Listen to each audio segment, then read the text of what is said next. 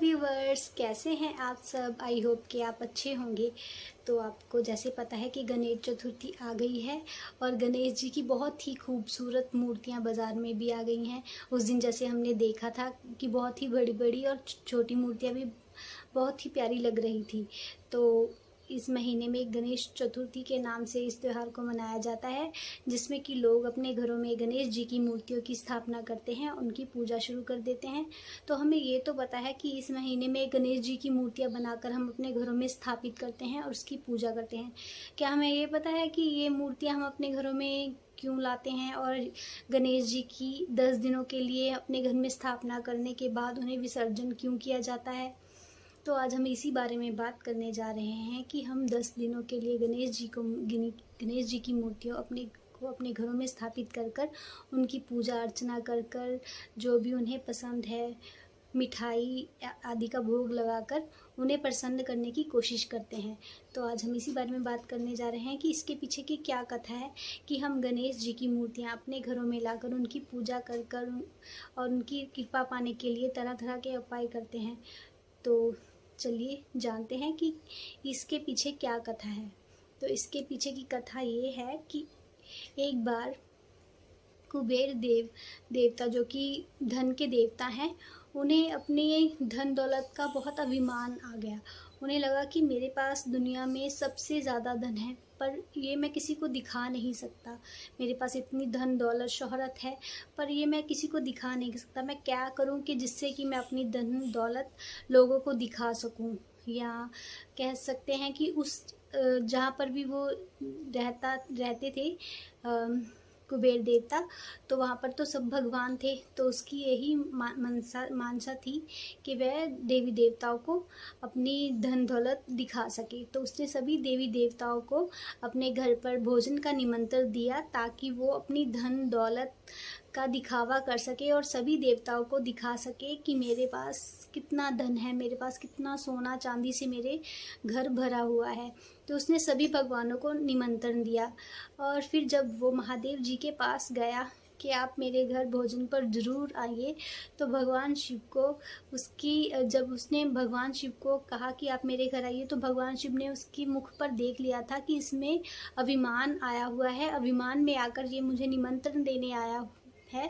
तो भगवान तो समझ गए थे। भगवान ने कहा कि हो सकता है कि मैं ना आ सकूं, लेकिन मैं अपने पुत्र गणेश को आपके घर ज़रूर भेजूंगा।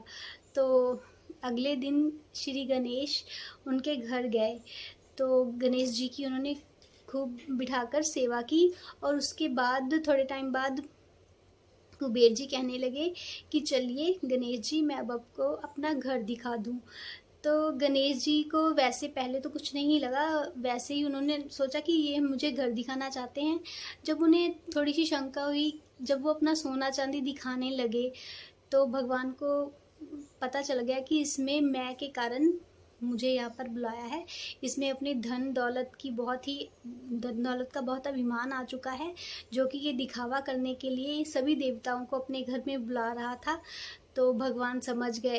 तो भगवान ने भी अपने मन ही मन में सोचा कि अगर इसमें इतना अभिमान आ चुका है, तो क्यों ना इसके अभिमान को तोड़ा जाए कि क्योंकि धन से तो कोई इतना बड़ा नहीं हो सकता कि वो किसी को भी नीचा दिखा सके, और वो भी खुद भगवान को।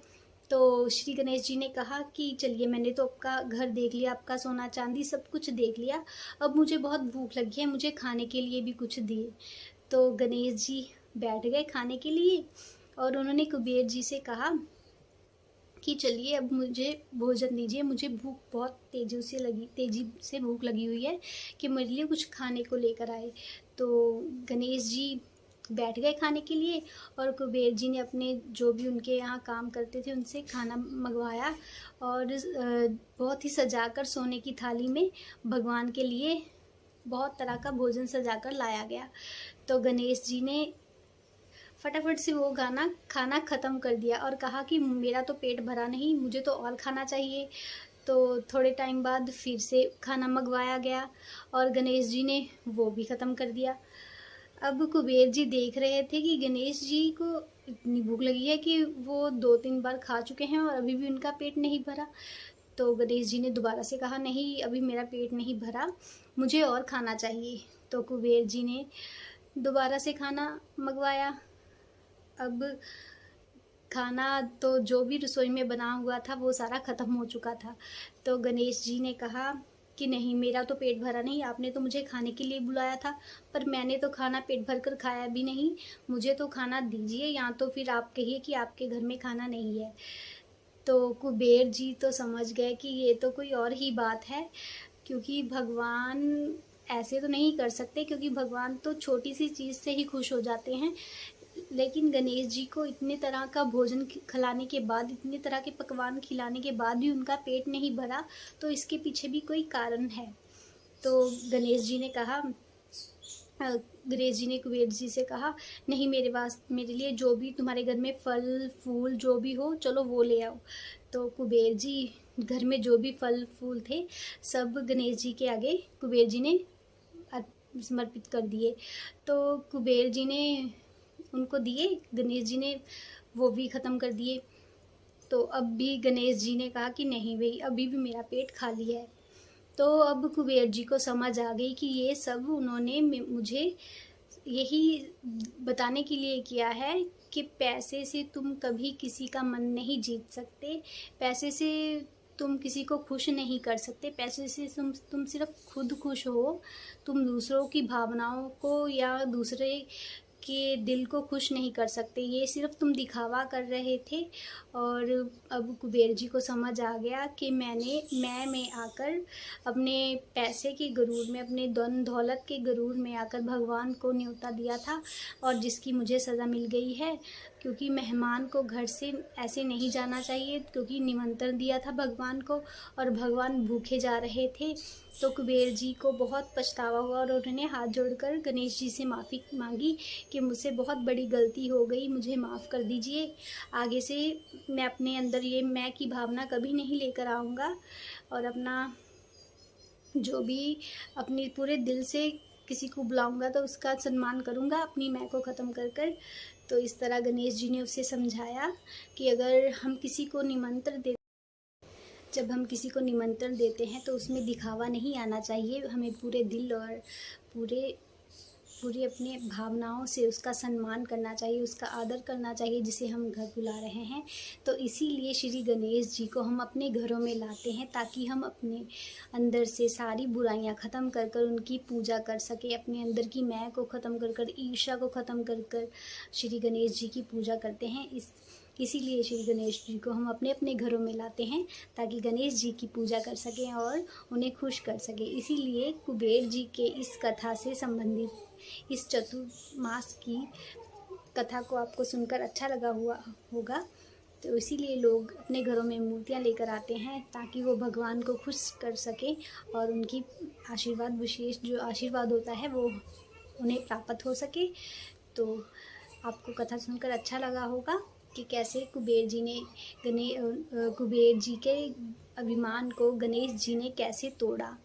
तो इसीलिए गणेश जी की पूजा की जाती है, ताकि हम भगवान को पूरे दिल से प्रसन्न कर सकें और उनकी पूजा पूरी श्रद्धा से कर सकें। तो अपने अपने घरों में हम गणेश जी की पूजा करते हैं। तो इसके पीछे यही कथा है कि गणेश चतुर्थी मनाई जाती है भद्र पक्ष में भद्र पक्ष की शुक्ल पक्ष में इस त्यौहार को मनाया जाता है, और लोग व्रत भी करते हैं। इसका व्रत भी बहुत लाभदायक होता है, अगर हम पूरे उसे नियमों के साथ करें तो ये बहुत ही फलदायक होता है।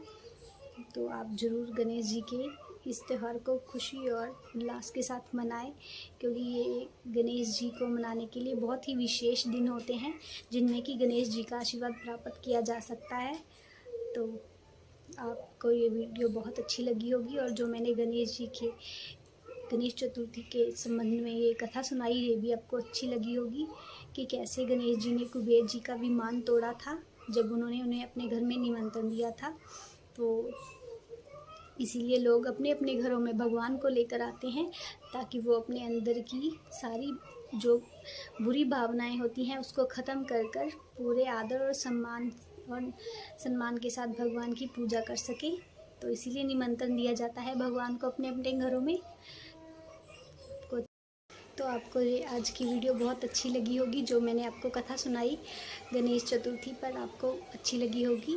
तो मुझे ज़रूर कमेंट कर कर बताना कि आपको ये हम जो गणेश जी की स्थापना अपने घरों में मूर्तियों की करते हैं वो क्यों करते हैं, ये सुनकर आपको कैसा लगा कमेंट कर कर ज़रूर बताना।